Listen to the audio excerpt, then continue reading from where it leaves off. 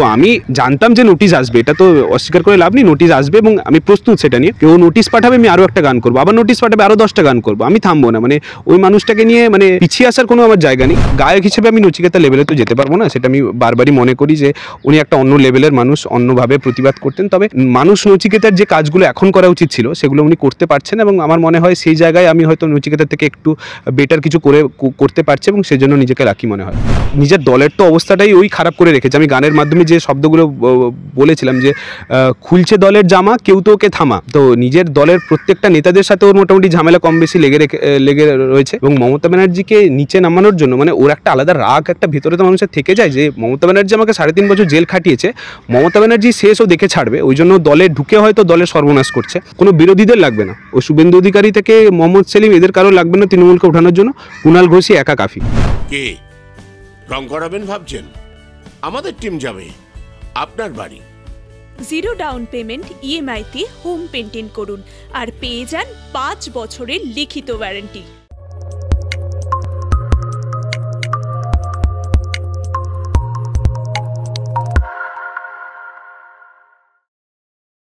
শীতকালে সুন্দরবন ভ্রমণের নির্ভরযোগ্য একমাত্র নাম সাগর সঙ্গম ট্রাভেলস।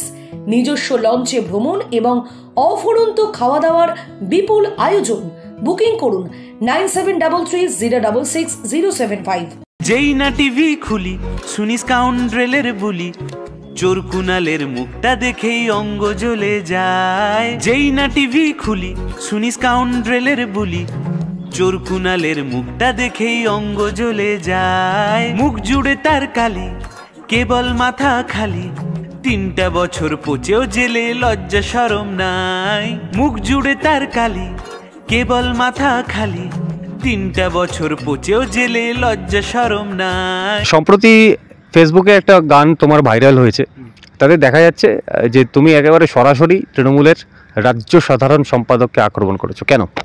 না, ব্যাপারটা হচ্ছে আমি বিভিন্ন টপিকে গান গাই, এবারে মানুষ স্পেসিফিক আমি সেভাবে গান গাই না, মমতা ব্যানার্জি ছাড়া আমি ইস্যু রিলেটেড গান গাই।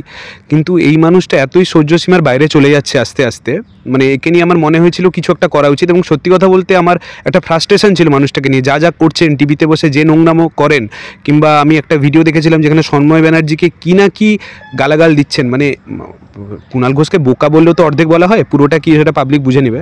তো ওই মানুষটাকে আর সহ্যসীমার এতটাই বাইরে চলে যাচ্ছে যে মনে হয়েছিল কিছু একটা করতে হবে এবং সেটা নিয়ে একটা গান লেখা। এবং সবচেয়ে ভালো ব্যাপার যে মানুষরা ভালোবেসেছেন, গানটাকে রিলেট করতে পেরেছেন এবং অনেকে কমেন্ট করেও জানিয়েছেন যে ওরা যা বলতে চেয়েছিল এবং বলতে পারে না সেগুলোই একটা গানের মাধ্যমে সবগুলো ইস্যুটাই মানে ওকে রিলেটেড সবগুলো ইস্যুই বলা হয়েছে।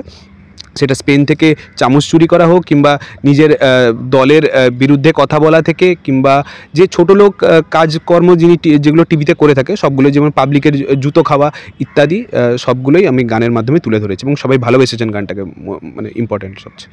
দার্জিলিংয়ে চা বাগান ঘেরা কমলালেবুর গ্রাম সৌরিনীতে এবং দাওয়াইবানিতে ঘরে বসেই কাঞ্চনজঙ্ঘার দৃশ্য উপভোগ করতে আড্ডাহাট হোমস্টে বুক করুন 9836499678 নম্বরে। এর আগেও আমরা দেখেছি যে গায়ক নচিকেতা তিনিও রাজনীতিবিদদের সমালোচনা করে গান গেয়েছেন, কিন্তু ব্যক্তিগত আক্রমণ কেন? ব্যক্তিগত আক্রমণ বলতে মানে যে ওকে তো আমি মানুষের পর্যায়ে ধরি না, কুণাল ঘোষকে, তো মানে আমি সত্যি আমার খারাপ লাগতো এই জিনিসটা যদি আমি অন্য কারোর সাথে করতাম, মানে এটা যদি আমি অভিষেক ব্যানার্জিকে নিয়ে করতাম কিংবা মমতা ব্যানার্জিকে, আমি মমতা ব্যানার্জি নিয়ে এত কিছু গান করেছি, কখনো এভাবে আক্রমণ করিনি, পার্সোনাল অ্যাটাক করিনি, কিন্তু এই মানুষটাকে মানে মানুষের পর্যায়ে আমি ফেলি না, ওই জন্য মানে যেভাবে রেসপেক্ট দেয় মানুষকে, এর তো সেভাবেই ফিরে আসা উচিত না, তো আমি ওভাবেই ফিরিয়ে দিয়েছি, যেভাবে মানুষকে ট্রিট করে আমি ওভাবেই ট্রিট করেছি। এবং অনেকে বলেছেন যে ওই টেস্ট টিউব বেবি ইত্যাদি এগুলো না বললেই ভালো হতো, কিন্তু ব্যাপারটা হচ্ছে আমার এতে কোনো খারাপ লাগার কোনো জায়গা নেই, যাকে বলেছি বেশ করেছি, 100 বার বলেছি, মানে বুক ফুলিয়ে আমি বলছি এটা বলবো, এবং দরকার হলে প্রয়োজন পড়লে নোটিশ পাঠাবে আমাকে, আমি তো লিখেই রেখেছি, যদি সাহস থাকে তুমি নোটিশ পাঠাও আমাকে, আমার তাতে কোনো আপত্তি নেই। এবং যে নচিকেতার কথাটা তুমি বলে, দেখো গায়ক হিসেবে আমি নচিকেতা লেভেলে তো যেতে পারবো না, সেটা আমি বারবারই মনে করি যে উনি একটা অন্য লেভেলের মানুষ, অন্যভাবে প্রতিবাদ করতেন। তবে মানুষ নচিকেতার যে কাজগুলো এখন করা উচিত ছিল সেগুলো উনি করতে পারছেন এবং আমার মনে হয় সেই জায়গায় আমি হয়তো নচিকেতার থেকে একটু বেটার কিছু করতে পারছি এবং সেজন্য নিজেকে লাকি মনে হয়। কিন্তু তুমি প্রতিবাদের ভাষা হিসেবে মানে গানের মাধ্যমে বেছে নিলে? দেখো মানে আমি গানটা এখন গাইতে পারছি, বা মানে পারছি বলতে আমি নিজে মনে করি আমি গান গাইতে পারি না, কিন্তু সেই অটোটিউন মেরে যাও একটা করতে পারছি, মানুষ পছন্দ করছে, তো ওইটাই করতে পারছি। তো এবারে যেদিন মনে হবে আমি লিখতে পারবো, যেদিন মনে হবে রাস্তায় নেমে আমি প্রতিবাদ করতে পারবো, বা কিংবা বক্তৃতা দিয়ে বলতে পারবো, মানুষকে ইস্যুগুলো তুলে ধরতে পারবো, আমি সেদিন সেগুলোও করব। এখন মনে হচ্ছে গানের মাধ্যমে আমি ইস্যুগুলোকে তুলে ধরতে পারছি মানুষের, তো ওই জন্য গান মানুষ পছন্দ করছেন ইম্পর্টেন্টলি, এবং ওরা বলেন যে কবে গান আসছে, নতুন গান আসছে, ওরা ওইটা নিয়ে এক্সাইটেড থাকে, তো ওই জন্যই গানের মাধ্যমেই করা। তৃণমূলের রাজ্য সাধারণ সম্পাদক, তৃণমূলের মুখপাত্র, তার পাশাপাশি অভিষেক বন্দ্যোপাধ্যায়ের একেবারে কাছের মানুষ, তাকে বলছো আইনি নোটিশ পাঠাতে, মেন্টালি প্রস্তুত তো? একদম মেন্টালি প্রস্তুত, মানে আমি ভাবিনি অ্যাকচুয়ালি, গান গাওয়ার আগে অত ভাবিনি আমি, আমার ফ্রাস্ট্রেশন ছিল, আমি বের করেছি গানের মাধ্যমে।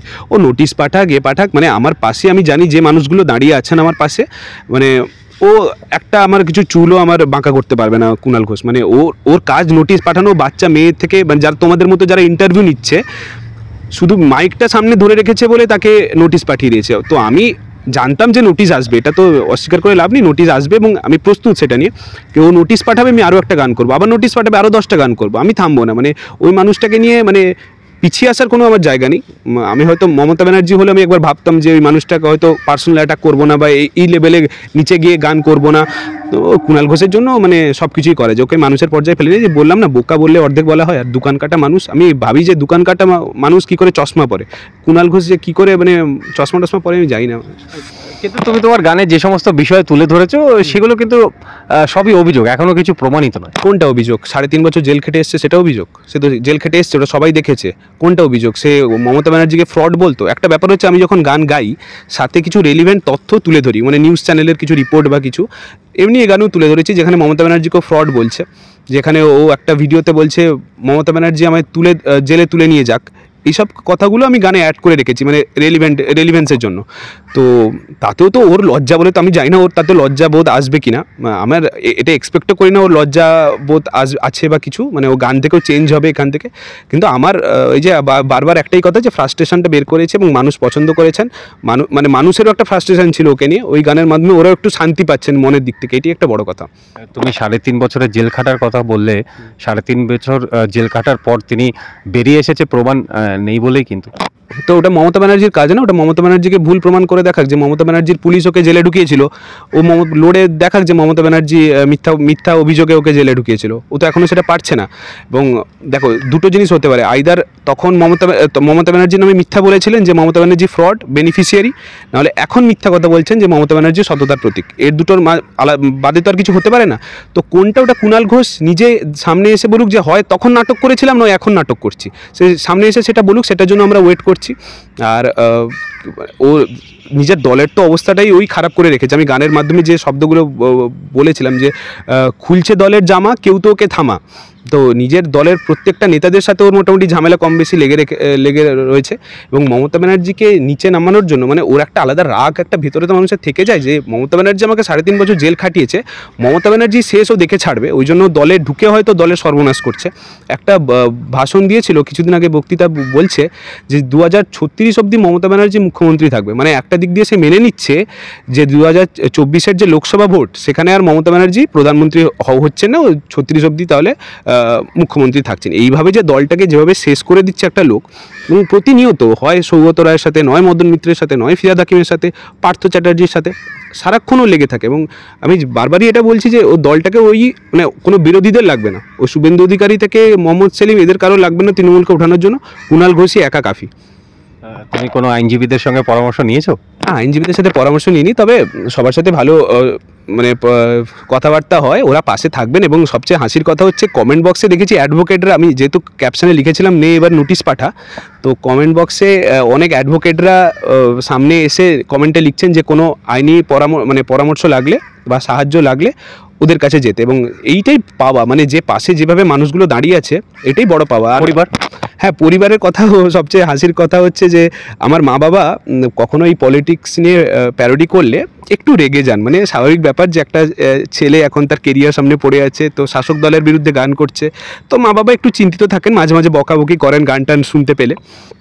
তো সবচেয়ে হাসির ব্যাপার হচ্ছে কুণাল ঘোষের গান নিয়ে এখনও গান শুনে আমাকে এখনও বকাবকি করেননি। আমার মনে হয় যে কোনো না কোনোভাবে মা বাবাও একটা শান্তি পেয়েছে, ছেলে হয়তো এই প্রথমবার একটা কোনো ভালো কাজ করলো, একটা ভালো লোককে নিয়ে মানে একটা খারাপ লোককে নিয়ে একটা ভালো গান করেছে।